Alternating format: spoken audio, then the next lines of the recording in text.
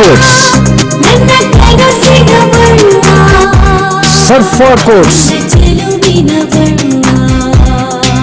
ಸರ್ಫಾ quotes ರವರ ಸುದೀರ್ಘ ಬಾಳಿಕೆಯ ಸುಂದರವೂ ಆದ ಜಲಾಧಾರಿತ ಪರಿಸರ ಸ್ನೇಹಿ ಪೇಂಟ್ಗಳನ್ನೇ ಬಳಸಿ.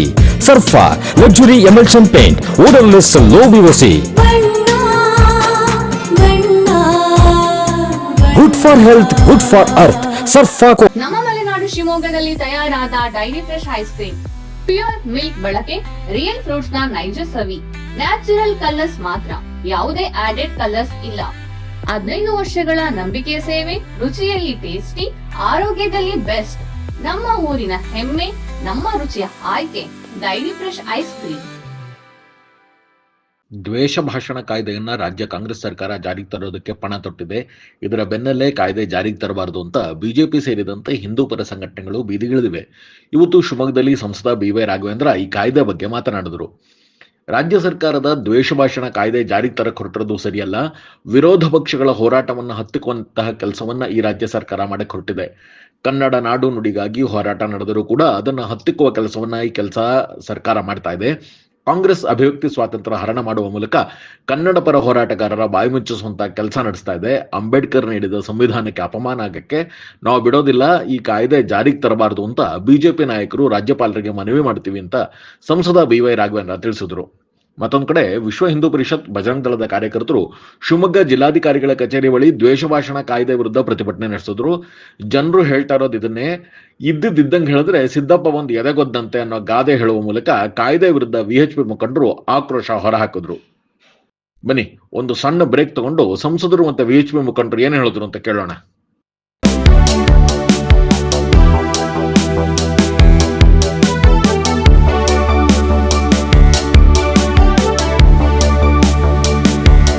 ನಮ್ಮೆಲ್ಲ ಗ್ರಾಹಕರಿಗೆ ಕ್ರಿಸ್ಮಸ್ ಮತ್ತು ಹೊಸ ವರ್ಷದ ಶುಭಾಶಯಗಳು. ನಮ್ಮಲ್ಲಿ ಕ್ರಿಸ್ಮಸ್ ಹಬ್ಬದ ಪ್ರಯುಕ್ತ ಕ್ರಿಸ್ಮಸ್ ಪ್ಲಮ್ ಕೇಕ್ಸ್ ಹಾಗೂ ಹೊಸ ವರ್ಷದ ಕೇಕ್ಗಳು ಕೈಗೆಟುಕುವ ದರದಲ್ಲಿ ಲಭ್ಯವಿದೆ. ಸಂಪರ್ಕಿಸಿ ಕೆಕೆಫೆ, 8 ರಸ್ತೆ, ಟೆಂಪೋ ಸ್ಟ್ಯಾಂಡ್ ಹತ್ತಿರ, ಶಿವಮೊಗ್ಗ. 100 ಅಡಿ ರಸ್ತೆ, ಗೋಪಾಲಗೌಡ ಬಡಾವಣೆ, Shivamogga. Ameer Ahmed circle, city centre ಎದುರು, ಬಿಎಚ್ ರಸ್ತೆ, Shivamogga. Gandhinagar, B block, hotel Vidhatri Bhavan, Ganapa complex, Shivamogga. ಮತ್ತು ರತ್ನ ಆರ್ಕೆಡ್, ನಂಜಪ್ಪ ಆಸ್ಪತ್ರೆ ಹತ್ತಿರ, ಕುವೆಂಪು ರಸ್ತೆ, ಶಿವಮೊಗ್ಗ.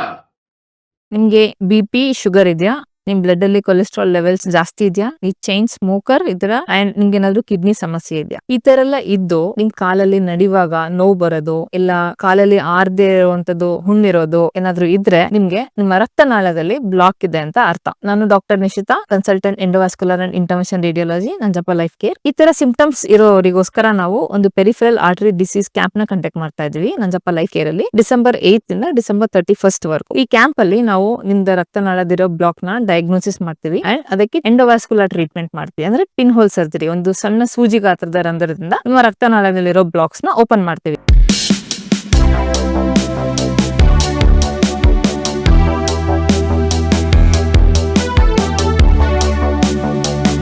ನಾವು ತೆಗೆದುಕೊಂಡ್ರೆ ಅದನ್ನು ಕೂಡ ಕಟ್ ಮಾಡುವಂತ ಒಂದು ಅಭಿಯುಕ್ತ ಸ್ವಾತಂತ್ರ್ಯವನ್ನ ತೆಗೆದುಹಾಕುವಂತ ಅಂಬೇಡ್ಕರ್ ಅವರು ಕೊಟ್ಟಂತ ಆ ಸಂವಿಧಾನದ ಒಂದು ಚೌಕಟ್ಟಲ್ಲಿ ಕೊಟ್ಟಂತ ಅಧಿಕಾರವನ್ನು ಕಿತ್ಕೊಳ್ಳುವಂತ ಒಂದು ಎಲ್ಲ ಷಡ್ಯಂತ್ರವನ್ನು ಕೂಡ ಮಾಡ್ತಾ ಇದ್ದಾರೆ.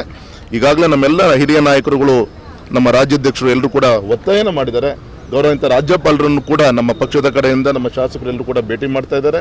ನಾವು ಕೂಡ ಒತ್ತಾಯ ಮಾಡ್ತಾ ಇದ್ವಿ, ಯಾವುದೇ ಕಾರಣಕ್ಕೂ ಕೂಡ ಈ ಮಸೂದೆಗೆ ಅಂಕಿತವನ್ನು ಹಾಕುವಂತ ಪ್ರಯತ್ನವನ್ನು ಗೌರವಿತ ರಾಜ್ಯಪಾಲರು ಮಾಡಬಾರದು ಅಂತೇಳಿ ನಾನು ತಮ್ಮ ಮುಖಾಂತರ ನಾವು ವಿನಂತಿಯನ್ನು ಕೂಡ ಆ ಒಂದು ಚೌಕಟ್ಟನ್ನು ಉಪಯೋಗಿಸ್ಕೊಂಡು ಸ್ಪಷ್ಟವಾಗಿ ಕಾಣ್ತಾ ಇದೆ.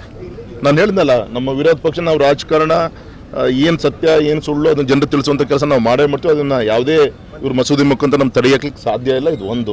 ಆದರೆ ನಂಗೆ ಆತಂಕ ಇರೋಂಥದ್ದು, ನಮ್ಮ ಕನ್ನಡ ನೆಲ ಜಲ ಭಾಷೆ ವಿಚಾರದಲ್ಲೂ ಕೂಡ ನಮ್ಮ ಹೋರಾಟ ಸಂಘಗಳು ಬೇರೆ ಬೇರೆ ಏನಿದೆ ಅವರ ಬಾಯಿನೂ ಕೂಡ ಮುಚ್ಚುವಂಥ ಎಲ್ಲ ಷಡ್ಯಂತ್ರ ಇದರಲ್ಲಿ ಮಸೂದೆಯಲ್ಲಿ ಇದೆ ಅಂತ ನಂಗೆಲ್ಲ ಒಂದು ಕಡೆ ಅನಿಸ್ತಾ ಇದೆ.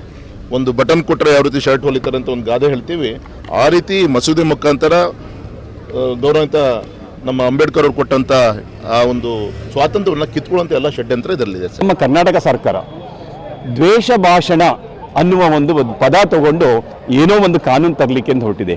ಅವರಿಗೆ ಗೊತ್ತಿಲ್ಲ, ಜ್ಞಾನ ಇಲ್ಲ. ಮೊದಲೇ ಸುಪ್ರೀಂ ಕೋರ್ಟಲ್ಲಿ ದ್ವೇಷ ಭಾಷಣದ ಬಗ್ಗೆ ಕಾನೂನಿದೆ, ಆದರೆ ಅದನ್ನು ಹೊಸದಾಗಿ ತರಬೇಕು ಅಂತೇನಿಲ್ಲ. ಈ ದ್ವೇಷ ರಾಜಕಾರಣ ಮಾಡೋ ಬದಲು ಯಾಕೆ ಇದನ್ನು ಸರಿಯಾದ ರೀತಿ ಕರ್ನಾಟಕದ ಅಭಿವೃದ್ಧಿಗಳನ್ನು, ಕರ್ನಾಟಕದ ದೇಶದ ಬೆಳವಣಿಗೆಗಳನ್ನು ಮಾಡ್ತಾ ಹೋಗಬಾರ್ದು? ಸುಮ್ಮನೆ ಜಾತಿ ಮಧ್ಯೆ ವ್ಯಕ್ತಿಗಳ ಮಧ್ಯೆ ದೇಶ ತಂದಿಟ್ಟು ಅವರು ಮಜಾನ್ ಮಾಡ್ಕೊಳ್ತಿದ್ದಾರೆ. ಯಾವುದೇ ಒಂದು ಅಭಿವೃದ್ಧಿ ಆಗ್ತಾ ಇಲ್ಲ. ನಮ್ಮ ರಾಜ್ಯದ ಅಭಿವೃದ್ಧಿ ಆಗಬೇಕು. ಆ ರೀತಿ ನಮ್ಮ ಮಾನ್ಯ ಮುಖ್ಯಮಂತ್ರಿಗಳು ಸಿದ್ದರಾಮಯ್ಯನವರಿಗೆ ನೇರವಾಗಿ ಹೇಳ್ತೀನಿ, ಜನಗಳು ಇರೋ ವಿಷಯನ ಹೇಳ್ತಾ ಇದ್ದಾರೆ.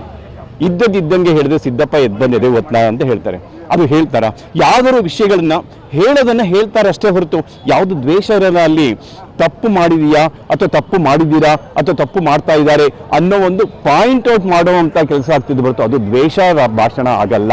ದಯವಿಟ್ಟು ಅದನ್ನು ಸರಿಯಾಗಿ ಅರ್ಥ ಮಾಡಿಕೊಂಡು ಈ ಒಂದು ಕಾನೂನು ತರೋ ಪ್ರಯತ್ನ ನಿಲ್ಲಿಸಬೇಕು ಅಂತ ಬಿಟ್ಟು ವಿಶ್ವ ಹಿಂದೂ ಪರಿಷತ್ತು ಮತ್ತು ಹಿಂದೂ ರಾಷ್ಟ್ರ ಸಮನ್ವಯ ಸಮಿತಿ ಪರವಾಗಿ ಮತ್ತು ಬಜರಂಗ ದಳ ಪರವಾಗಿ ಆಗ್ರಹಪೂರ್ವಕವಾಗಿ ಬೇಡಿಕೆ ಇಡ್ತಾ ಇದ್ದೀವಿ. ಏನು ಇತ್ತೀಚೆಗೆ ಕರ್ನಾಟಕ ರಾಜ್ಯ ಸರ್ಕಾರ ದ್ವೇಷ ಭಾಷಣ ಎಂಬ ಒಂದು ವಿಧೇಯಕವನ್ನು ಇವತ್ತು ಮಂಡನೆ ಮಾಡಿದೆ.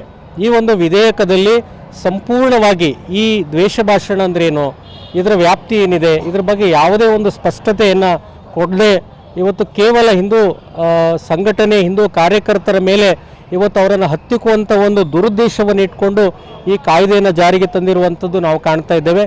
ಅಂದರೆ ಒಂದು ಕಡೆಗೆ ಈ ವಿಧೇಯಕವನ್ನು ಜಾರಿ ಮಾಡುವ ಮೂಲಕ ಇವತ್ತು ನಮ್ಮ ಹಿಂದೂ ನಾಯಕರು ಏನು ಯಾವುದೇ ಒಂದು ಹೇಳಿಕೆಯನ್ನು ಕೊಡ್ತಾರೆ ಅಥವಾ ಯಾವುದೇ ಒಂದು ಕಾರ್ಯಕ್ರಮವನ್ನು ಮಾಡ್ತಾರೆ ಅಥವಾ ಒಂದು ಸೋಷಿಯಲ್ ಮೀಡಿಯಾದಲ್ಲಿ ಯಾವುದೇ ಒಂದು ವಿಷಯವನ್ನು ಪ್ರಸ್ತಾಪ ಮಾಡ್ತಾರೆ, ಇದೆಲ್ಲವನ್ನು ಹತ್ತಿಕ್ಕುವಂಥ ಒಂದು ದೊಡ್ಡ ಷಡ್ಯಂತ್ರ ಇವತ್ತು ಇಲ್ಲಿನ ರಾಜ್ಯ ಸರ್ಕಾರ ಮಾಡ್ತಾ ಇದೆ.